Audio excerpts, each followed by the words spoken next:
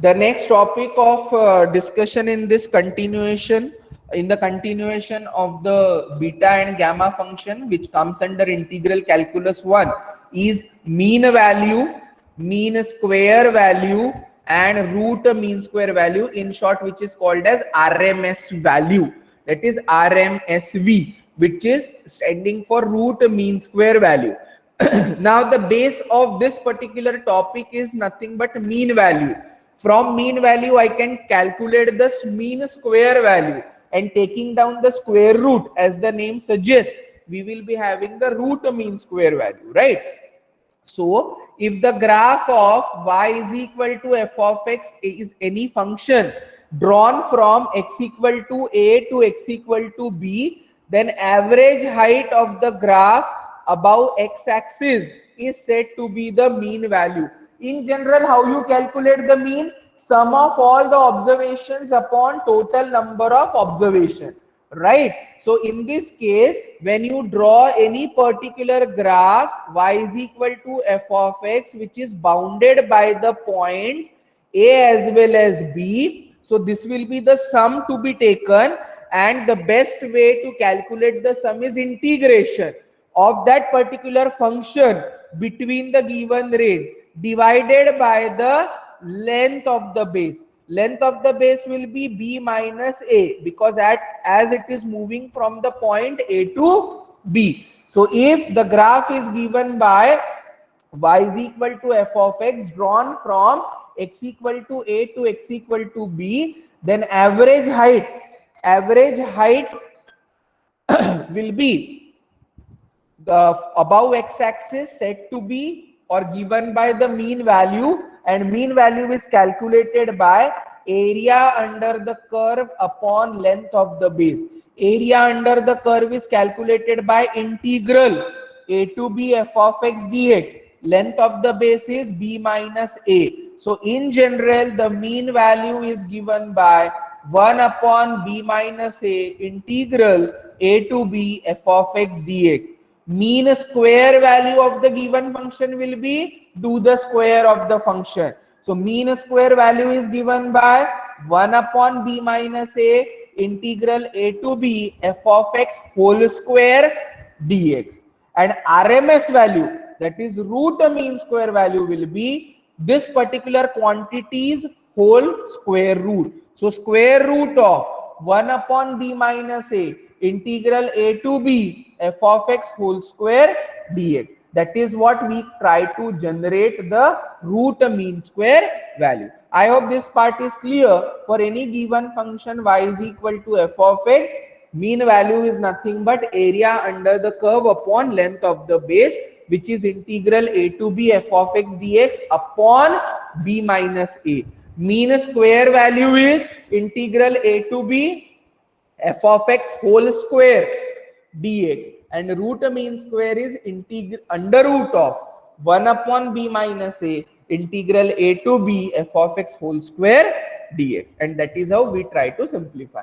So it is but obvious that the given function is bounded between the points x equal to a and x equal to b, and therefore the integration is taken between a to b. But sometimes, in some cases, this particular boundary or the limits will not be provided. In that case, we need to think with the proper boundaries or take the integration in the proper boundary limits so as to get the answer for the root mean square value.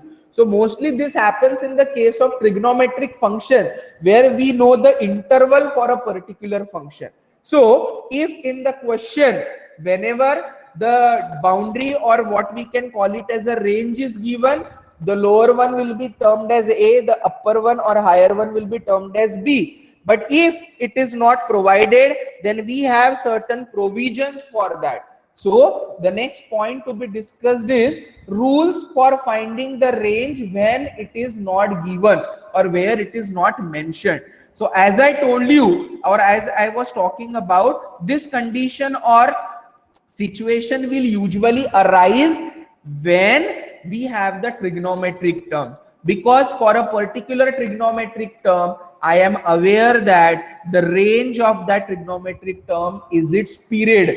because after a certain interval of time the value repeats itself, and in that case I say that the period of a trigonometric function is so and so. After that you take any multiple of that period or interval, the value is going to be same. So in such cases, when range is not given, maximum times the question in which the range will not be provided are connected to the trigonometric terms.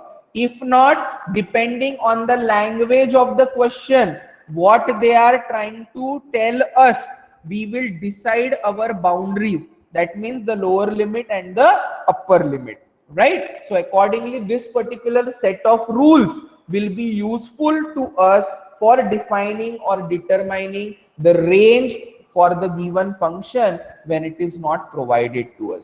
So rules for finding the range when it is not given.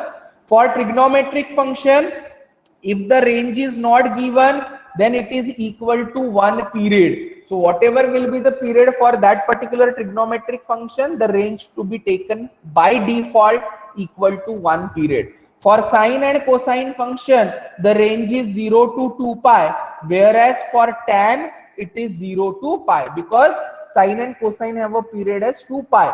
So range or the interval will be taken as 0 to 2 pi for sine and cosine, and for tan function, the range will be taken as 0 to pi.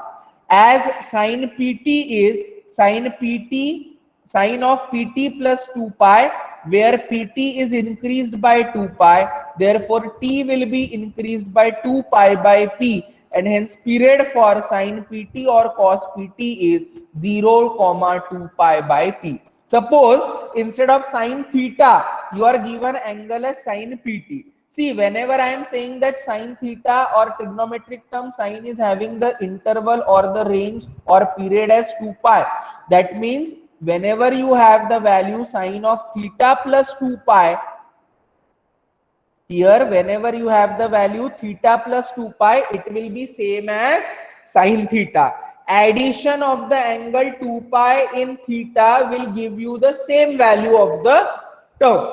In such cases, whenever you have sine pt as the trigonometric term, which will be equal to pt plus 2 pi, sine of pt is equal to sine of pt plus 2 pi, which says that when pt is increased by 2 pi, we get the same value, right? So that means period of the trigonometric term sine pt is 2 pi, but t should be then equal to 2 pi by p. In that case, because I am interested in finding out the period for the variable t or the angle theta or the angle t, it is associated with p. So therefore, remove that p from t. So pt is increased by angle 2 pi, t will be increased by angle 2 pi by p, and therefore the range of that particular function sine pt or cos pt will become 2 pi by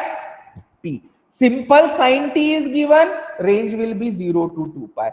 Simple sine pt is given, range will be 0, 2 pi by p. So sine pt or cos pt is having the range or the interval as 0, 2 pi by p. If the function is sine square pt, then sine square pt will be equal to sine square of pi plus pt, and the range will be 0, pi by p.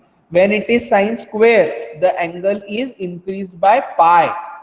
For the function sine pt into cos pt, the range is 0 to 2 pi. Sine pt into sine qt, again the range is 0 to 2 pi. If you have the product in the combination, sine pt into cos pt or sine pt into sine qt, the range will be 0 to 2 pi. So in all these cases, for finding out the mean value or the root mean square value, which is bounded between the limits x equal to a and x equal to b, you directly take the integration in the appropriate way, or when the range is not given, there will be two possibilities.